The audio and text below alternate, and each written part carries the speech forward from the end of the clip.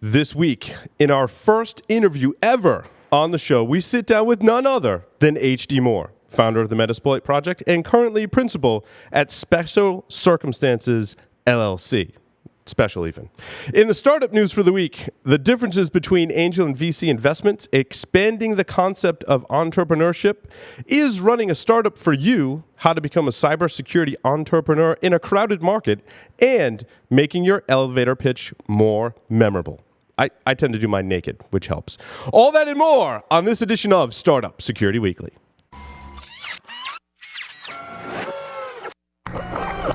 This is a Security Weekly production.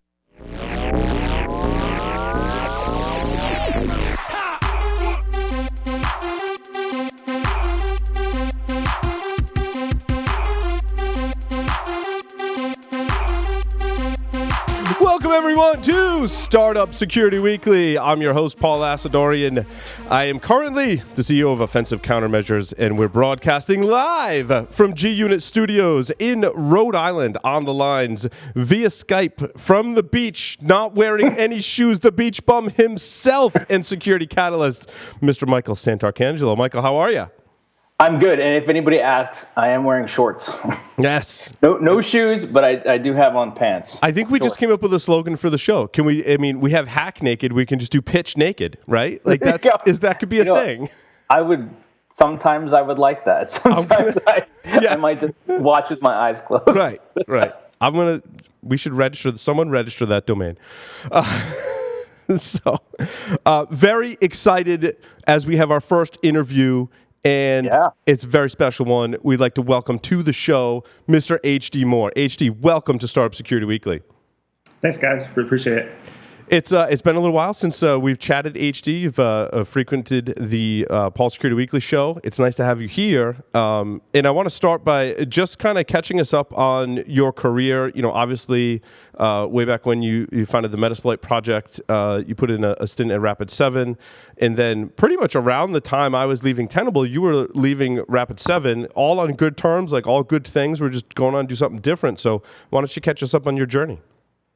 Oh, sure thing. So I guess earlier this year, a firm reached out and asked whether I want to be a general partner at a new venture capital firm. And of course, I said no at first, and then did a bunch of homework, said, well, maybe let's talk about it. It got far enough along that by around February this year, we're pretty much ready to pull the trigger on that. Stepped out of Rapid7, really started digging into the paperwork and the fundraising side, then realized, no, this is a dumpster fire, and let's do something different. And the challenge wasn't necessarily the team so much as it was the fundraising. We were trying to raise something like $38 million this year, and the current funding environment wasn't going to happen, especially for security, especially for an organization outside of the Bay Area or East Coast. So instead, that organization has pivoted and turned into something else, more of kind of a venture studio model. I went off to do a bunch of my own stuff, so doing both some angel investment myself, doing a lot of kind of matchmaking between VCs and startup companies, and helping a lot of entrepreneurs and startups in general either hone their pitch or help define their market or their product, or just generally get their go-to-market off the ground. What today is unique about, you said you're doing a little angel investing, so what in your opinion, HD, is unique about the security industry when you look at investing in a company? Security, as far as investment goes, investors are scared to death of security because everything looks the same. No matter what product you sell, what service you provide, end of the day, you're trying to make the customer more secure, prevent a breach, detect a breach, something like that, or enable some sort of business, path that they couldn't do otherwise securely. But investors can't tell the difference. And if it takes you more than a minute to describe why your product is, valuable, that's really difficult to sell. That's really difficult to get other investors on board and to get the investors of your VCs on board with that decision. So security is really hard to show differentiation, and it's really hard to show value. And a lot of folks have these huge, ambitious ideas, but they depend on having a massive amount of early stage traction to get there. So to kind of flip that, what's unique about running a startup? Like, what are some of the unique things you see in startup security companies? Well, the good thing about startup security is you get a lot of support from early customers. You're usually working with teams who are desperate for a solution to whatever their particular pet problem is. And so you'll have, a large bank willing to, give you an early deal just so they can help customize and drive the shape of the product to fit their particular needs. And so it's great that you've got customers out there who have these very kind of niche problems they want you to help solve. The problem, the other side of that is sometimes they can derail you from where you'd otherwise want to go. Mm. Yeah, that whole listening to your customer about features thing is a slippery slope for sure. So what are the best opportunities, in your opinion, in the market today when someone comes to you and say, hey, I want to do a security startup? What areas should I start looking into? It's difficult. I think that's kind of the wrong path for the question. Unless you have a burning idea inside you, you probably shouldn't start a company. If there's not something that you're willing to lose sleep over and, slowly, have an early death as a result of, you probably shouldn't do it as a business. Then again, like if you're looking at, hey, I've got this skill set, I really care about these problems. Here's some areas I'm looking at. The stuff that we're seeing early stage traction happening in are, cloud-based WAFs. Folks like Signal Science is doing pretty well, Cloudflare, folks like that. That's a whole chunk of business, which isn't super hard to get your customers on board with, and you can provide easy value for it. It's just really expensive to build and get up and running. So you definitely need VC money to fund something like that. One thing that I'm kind of sad to not see is I'm not seeing a lot of folks building content-based security products. No more Tenables, no more Rapid7s, no more Metasploits. People aren't building products that have these huge content libraries that require constant updates. They've either just given up on the economics of making that work, or they've found other paths that they think are a better fix. Like, we'll do machine learning instead of signatures, which, is a good start, but it's not going to get you all the way there. No, it's interesting. You said you think the shortage or perceived shortage of talent in security to build such a company plays into that? I think it's a lot of folks it's kind of the next generation moving into it. It's not necessarily the shortage of talent. It's that folks who started in security 5 or 10 years ago, they hadn't come into it with the mindset of, we will cover everything. We will build every signature. We will build every vuln check. We will build every match for every piece out there, every AV. So you're seeing kind of the old guard companies of AV, vuln scanning, IDS, IPS stuff. No one is building those companies again. Instead, they're moving to more heuristic models. And, it's good and bad, I guess. The bad side is those platforms may not work as well as they want them to without having a huge content library. But we'll see what happens, right? But at the same time, too, those companies are entrenched. So, I'm just thinking, somebody comes along and says, hey, I want to be just like Rapid7 or Tenable or something. Like, are investors going to look at that and go, cool, we need more of that? Is it a chicken and egg challenge where we're not seeing it, but that could also be because we're kind of discouraging it? I don't know. I'd argue that Tenable doesn't want to be Tenable anymore. Neither does Rapid7. Neither does anyone else in this business. Okay. Folks who came into it from the early kind of content days are trying to find ways to get outside of that market now. So I think it's more of a customer perspective. They see kind of the old guard security companies as being these cost centers, of being these things you have to have that aren't very exciting, that you don't really care if they're 10% better or not than the competition. You just buy whatever fits. What they are excited about are things like your web app security stuff. They're excited about external discovery, third-party risk rating things like that. You were saying just before the show, HD, that a lot of people, myself and John Strain included in this, right, have the background in consulting and doing services. And there's a lot of fantastic services companies that have done very well, and even independent people who have done services. But they see opportunities to go do a startup. What advice do you have for those people? That's a really slippery slope. If you're a consultant and you're paying your bills and you're doing feast and famine, you've got 6 months of paycheck in the bank. That's great. But if you want to start doing a company, you have to go hire 8 non-billable people, or 5 to 8, however many you need, and then somehow have money to pay them for 2 years until you have enough traction to get money from your customers to cover the cost. And so if you're coming from consultant style, where you're managing your finances from that sense, the cash flow issues of getting to a product company from a consulting perspective are frightening. There's lots of ways to do it. You can bootstrap. It's just a slower process. And then the challenge is, did the solution that I want to build when I started this, is it still relevant by the time I get there? Yeah, no, that's definitely a challenge. Is it?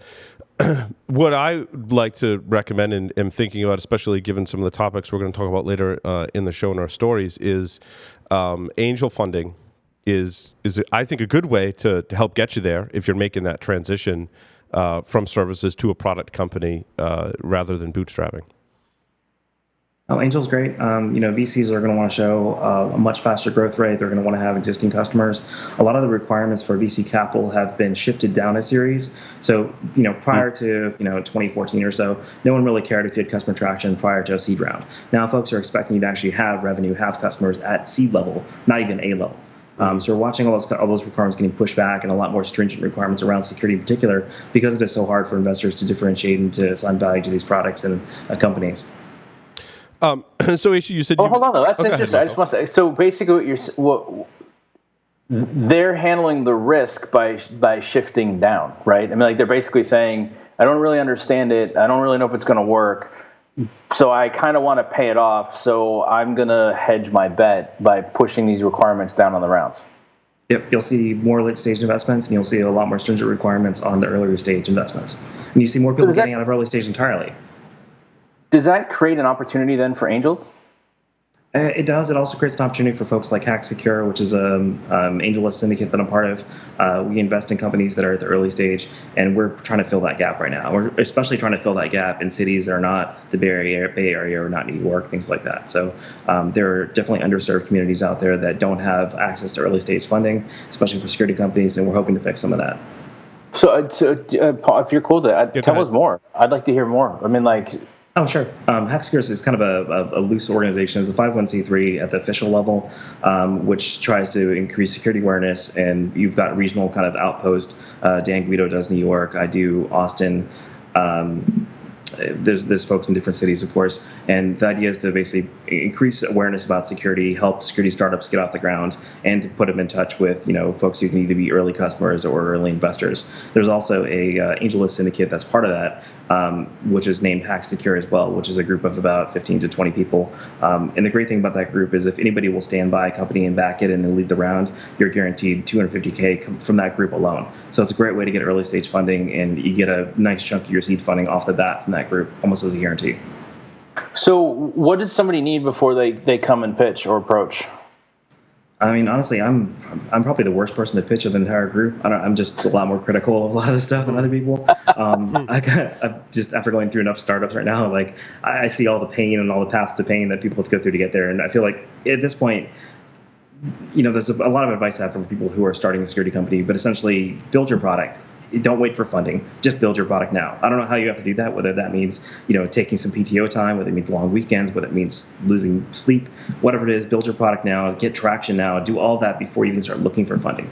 Once you actually have a couple customers, when each can show a growth rate, when you can show, this is something people actually care and value, that's when you go after the funding if you really want to make that your full-time job.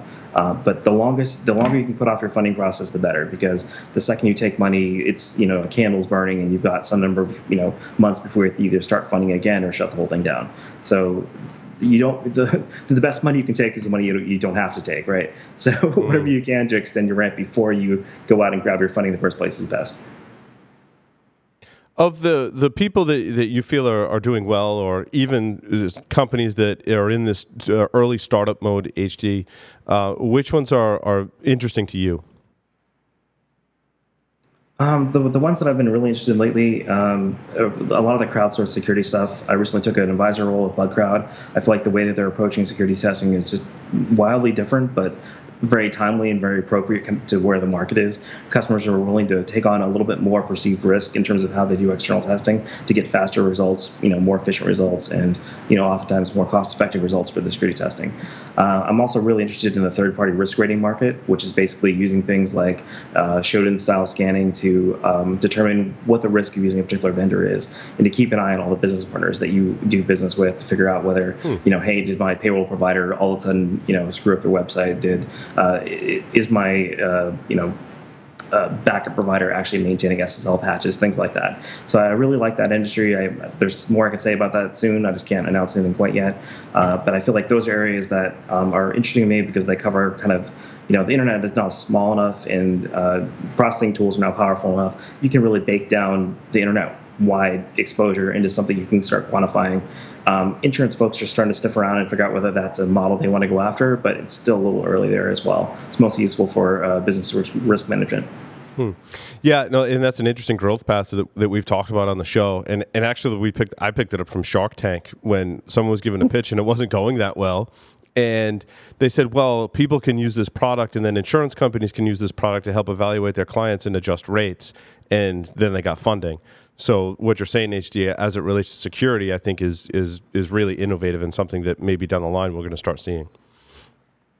It's one thing that's a little bit strange about that is the way that you would look at these results as a security professional or a pen tester or a security analyst is very different from the way that a business risk manager or an insurance company would look at it. And so if you're going to a third-party risk, third-party risk rating company and you're getting a score, you may not agree with that score as a security professional, but someone who's on the business side may actually agree with it more. And so trying to figure out the right fit for that and the right weightings is one of the biggest challenges there is what data points do you collect, how do you weight them, and which ones are more relevant for the business side versus the technical security side. Yeah, you know what's cool about that too is that gives us that whole opportunity to start looking at how we connect those dots, like you were just talking about. But then it's also, so which factors externally actually matter versus the ones that we've been focusing on, and then how does that impact what companies do internally? And the beauty of insurance companies in particular is that they can start to, well, let me be more blunt, as they get burned in their underwriting, they're going to start requiring more stuff inside, which then is going to give these third-party risk companies the opportunity to come in and start looking at stuff internally. Then they can compare what they see internal to what we see external. Done right, this is going to absolutely inform the decisions that we make as an industry. So all I would say is if you're in the security space and you're not in love with it yet, try to put that bias aside, because this is, I think, exceptionally promising. That's one of those things that the more work you do in this space, the better the results get. So as you learn more about the entire ecosystem and the entire network, it gets more valuable. So, HD, when I want to kind of flip the tables and talk about, we mentioned startups getting customers, which, as I experienced firsthand, not as easy as I thought it was going to be. So if you're an enterprise and you're looking for solutions, what advice do you have for those in enterprise who may be considering or maybe not considering a solution from a security startup? So anybody who's starting a security company, cover your ears right now. Because enterprise companies get their pick of everybody. I mean, if you're a large bank, you're already doing business with 30 or 40 small startups for security tools right now because they'll give you your tools for free. Mm-hmm. You don't have to pay them anything. You can basically drive their product roadmap because they'll let you because your name is big enough, you can do it. And at the end of the day, you probably won't give them any money. And so you can really just abuse the crap out of all these really great, interesting, security startups out there. You can get all their tools mostly for free. You can get great feedback on it. You can make a product any way you want. And these folks are basically playing God with a lot of startups because they have such a large influence with the startup base. So if you're an enterprise shop, talk to a lot of startups. Do anything you can to get long-term trials and betas, get a feel for it. And if it's something you actually like, support it. But at the end of the day, it's really a buyer's market right now, especially for point solutions and security.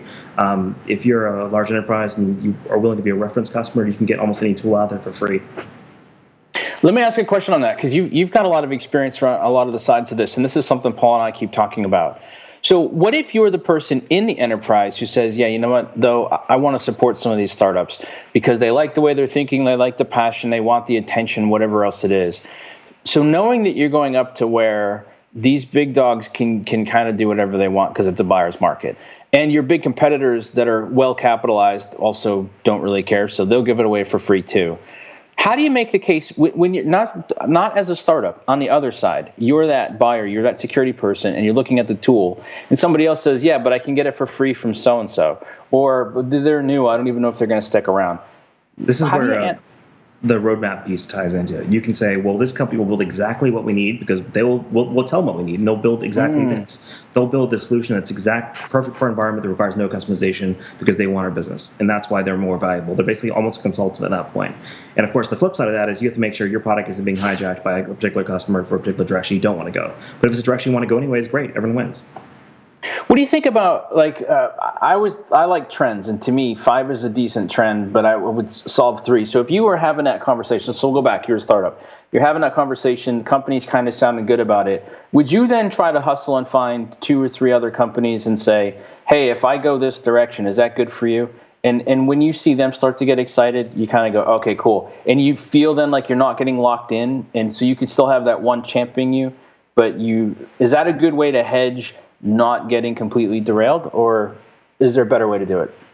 I think having more than one large customer early on is really helpful. Even if they're all beta customers, that'll at least show you what the pressures look like. Because, what a lot of folks don't realize, if you're doing a product company, you get 2 or 3 years into your product, you really can't make any major changes at that point. Making major changes is so much harder in year 3 than it is in year 1.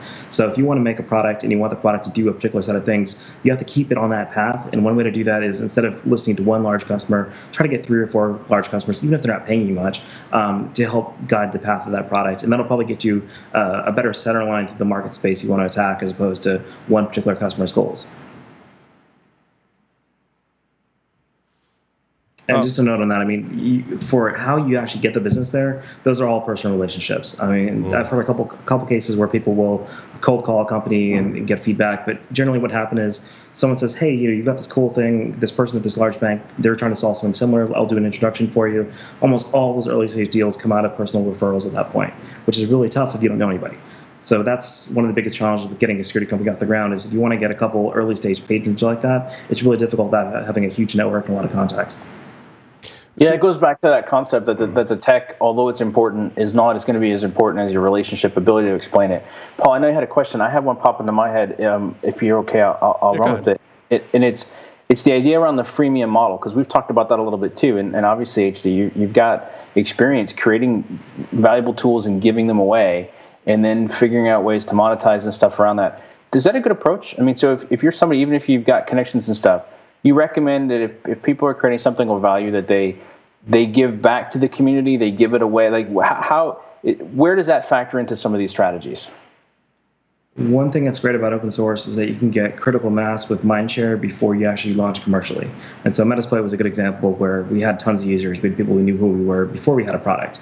And when we built a product, we didn't just slap a price tag on it or add a little bit more to it. We built an entirely separate new product and sold that instead. And that product happened to use parts of the open source. But that's the thing. A lot of folks say, well, build this open source project, I'll put it under GPL license, and later on I'll commercialize. It's like, it doesn't really work like that. Like, people will get really mad if you take away the tools you gave them. So you have to, if you want to build open source, there's a lot of reasons why you want to do that. Early, commercially, the market share stuff is great. Early community is great. Lots of visibility, free marketing. But when you come down to actually your commercial side, you need to build something that's different. You need to build something that's not just a +1 of your open source. You need to build something that's actually valuable on its own and free stands on its own, even if the open source community fell apart. That's some great advice. You've mentioned a couple of cautionary tales already. What other cautionary tales do you have for startups that are in that first 2-year kind of ramp-up period, which you've identified? I mean, the biggest thing I'll push back on is a lot of people just find startups sexy. They think getting VC funding is a requirement to being successful. They see, all these people on TV, all these people in the Hacker News talking about their experience going through accelerators. Put off as long as you possibly can getting funding. Do any kind of work in early stage development you can before you even launch. And if you're in the current consulting model, that's great. Like, build up your product, get a good thing. The best part about a consulting model, especially before you pivot, is you have your finger on the pulse of the customer. You know exactly what needs you're trying to solve. So like what I'm doing right now is I'm doing about half my time is going to consulting work, because before I built another product company, I want to know exactly what customers want in the first place. And so the more time I spend actually talking to customers, working with them, finding issues, the better I'll be aware of what the needs are when I actually bring a product to market. So there's a couple things mixed in there, but basically, don't take funding until you absolutely need it and you've got a clear plan to growth. And the more consulting and kind of FaceTime you have with customers, the better attuned you will be to their needs, and the more successful your product will be when you launch. I mean, having said that, that means that services companies are somewhat in a great position to start a product company because they have so much FaceTime with customers. If they've got 2 years of payroll in the bank and can afford developers who aren't billable, yes. Yeah, that's exactly the issue. So that's the challenge. Yeah. And no one wants to go from, hey, we're good and I covered my mortgage, to crap, I don't have a mortgage payment for the next 18 months. Right. So It's really tough, especially when you hire new people, because developers are crazy expensive. They are. A lot of folks will go pay, if you think you can go hire a contractor or a consultant to build out little parts of your product, you're probably right for some of it, but you're not going to trust the contractors to the important parts. And they really have no long-term loyalty with your company. So Those things are all challenging. What you can do, though, is pay people in equity early on. Just make sure those are sane numbers. Don't give out 0.1%, but also don't give out more than 2% to somebody as far as an early developer contribution. There's a whole pile of discussion we can get into on cap tables and equity and conversion rates and all that fun stuff. Yeah, no, I think that's sound advice. And, the consultants is a cautionary tale in and of itself, as not all of the consultants that would be developers, right, are created equal. So you get some that are good and some not so much. Well, the thing is, there's nothing... Sorry, please go. No, go ahead, HD. I'm saying there's nothing wrong with a consulting company. So if what you want to do is build a product that, you're not going to have tons and tons of users for it, but the customers that you're going to sell it to will really appreciate it because you can customize it for them, that's a great business. There's nothing wrong with that. Like, there is this lure of having VC money and having these massive $100 million plus exits. But at the end of the day, if you're covering your salary, putting much money away into savings and having a good time and helping customers solve problems, there's nothing wrong with that. Don't be ashamed of it. That is an excellent business to be in. Yeah, no, that's also some good advice too. Something that we kind of get caught up in the whole startup mindset here, but HD's bringing us back down to earth. No, I like it. Michael, you were saying? Well, no, I was going to point out, and HD actually chimed in more eloquently, but I've worked in a lot of places over the years that couldn't figure out whether they were a consulting or product organization. And what I always watched was it was a struggle for the sales folks. Yeah. Because selling a product is very different than selling a service rather. And so it's also interesting when you watch people come from a service background to try to create products. It's a different skill set. It's a different way of asking questions. It's a different way of implementing and supporting it. But I'm also starting to see, and I think we might interview some companies that they started as consulting organizations, and it's what HD just said. They're still consulting organizations. Oh, and PS, they're building a product, and they're focusing on the customers that they have today. And it's kind of interesting because if you think about it, if you do it right, it ultimately lets you get more money from your current customers. Of course, you're providing them more value, but you might be able to spend less time with some of those customers, which frees you up to go acquire new customers.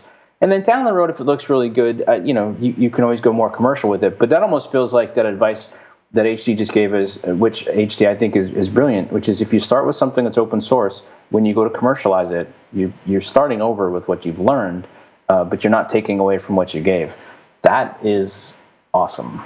On a more personal note, HD, I mean, when you started Metasploit, did you, when you started it, think of it as someday being a business? And then if you didn't, like, at what point did you start to consider that? No, Metasploit is mostly a child of hate.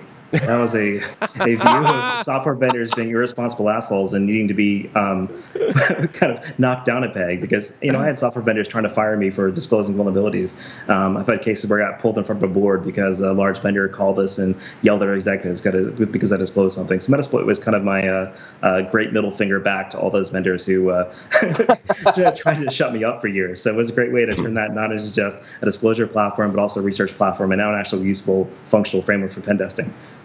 So then at what point did you think of it as a business opportunity and somewhat of a commercial product? By around 2005, 2006, we were probably making, somewhere between 30 to 80K a year on training revenue on the side, which is a good way to cover, conference cost, otherwise cover bills for hosting, things like that.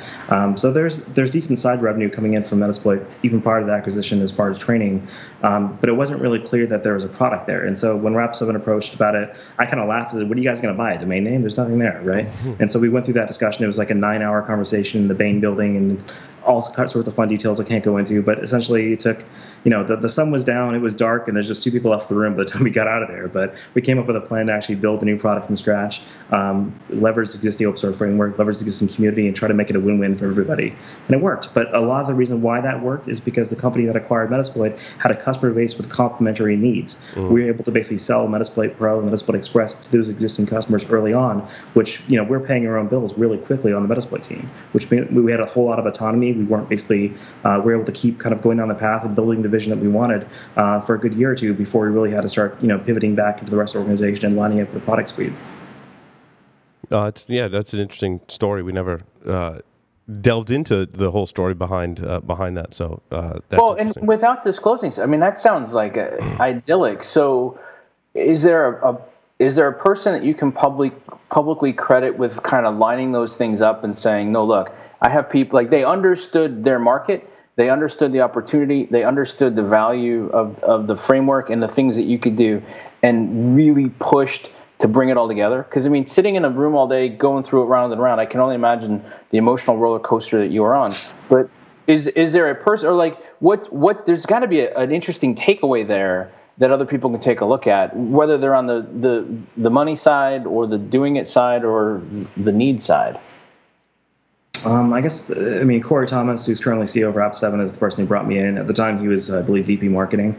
And then Alan Matthews, who was the chair of the board. End of the day, he's the one who approved the deal and gave me the benefit of the doubt that I was going to bust my ass to get us where we needed to be. So they get all the credit in that side for getting things off the ground. And Corey especially for taking my I laughed aside the discussion early on of acquiring it. He was like, there's nothing to buy. And he's the one who kind of came back and said, no, I think we've got to complement our user base. We've got these great synergies here. We can actually get things off the ground. And he's the one who convinced me to kind of take that step. So they deserve all the credit. Having someone like that at the top of the business, I think, is really critical. If we'd been brought in by someone lower on, especially someone in the engineering department, I don't think it would have been anywhere near as successful because we would have been wrapped in with the rest of the priorities.